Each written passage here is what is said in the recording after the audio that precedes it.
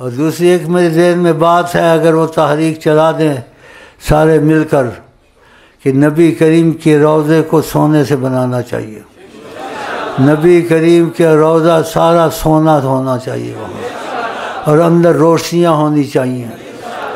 پہلے شرک بہت ہوتا تھا، بتوں کو پوجتے تھے، قبروں کو پوجتے تھے، تو اس وجہ سے آقا جن کا سختی رکھی تھی قبروں کو مٹا دو، جس میں پوجا ہوتی یہ ہوتی ہے، وہ اس کی وجہ تھی۔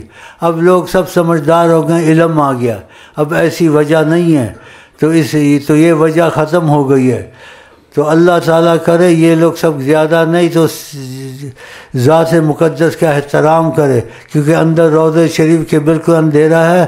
اور باقی میں جو ایک مشورے کے طور سے کہتا ہوں، ہر چیز کا حل نکل آتا ہے اخلاق سے۔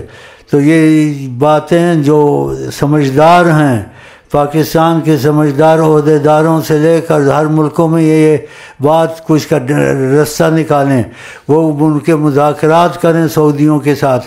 مذاکرات میں کہیں یہ بڑی ہستی ہے، سمجھ گئے نہیں، تم لوگ نے ایک بلک بھی اندر نہیں لگایا، یہاں سونے کی چیزیں ہونی چاہیے، یہاں احترام ہونا چاہیے، کوئی اندر دیکھے کچھ کو نظر آئے، اندھیرا رکھا ہوا ہے، پرانے قسم کے لوہے سے وہ جالی بلی ہوئی ہے، ایسے نہ کریں۔